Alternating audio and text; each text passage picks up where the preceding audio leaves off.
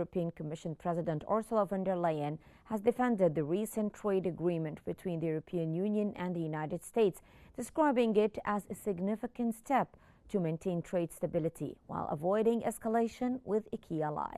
The deal maintains a flat 15% tariff on most EU goods, providing preferential access to the U.S. market. The agreement follows criticism from European lawmakers and industry groups.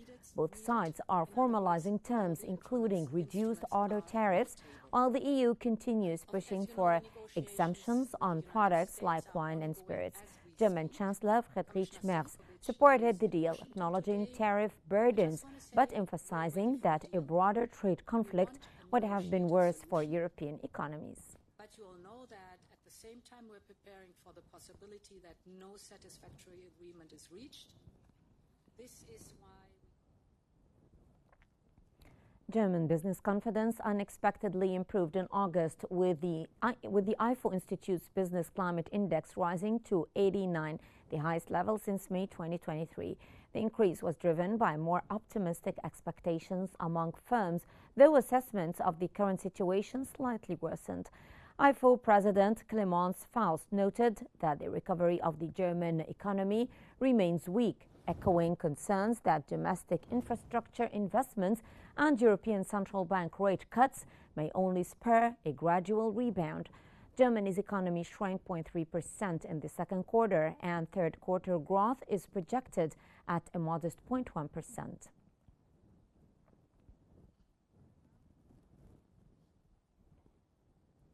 Bank of England Governor Andrew Bailey warned that Britain faces an acute challenge to its economic growth due to a persistent decline in workforce participation since the COVID-19 pandemic. Bailey highlighted that the UK's labour force actively remains below pre-pandemic levels, unlike most other advanced economies, with 21% of working-age Britons now inactive. He attributed the trend to an aging population and rising illness among younger adults, urging greater focus on productivity growth to offset the shortfall. While recent data shows some improvement from 2022's peak inactivity rate of 22.2%, the figure remains above the pre-pandemic low of 20.3%. Once these temporary factors pass, as we expect to see. So it remains important that we do not cut back. Still in Europe, Ukrainian President Volodymyr Zelensky announced that Kyiv aims to secure at least $1 billion per month from allies to purchase U.S. weapons through NATO's Pearl program.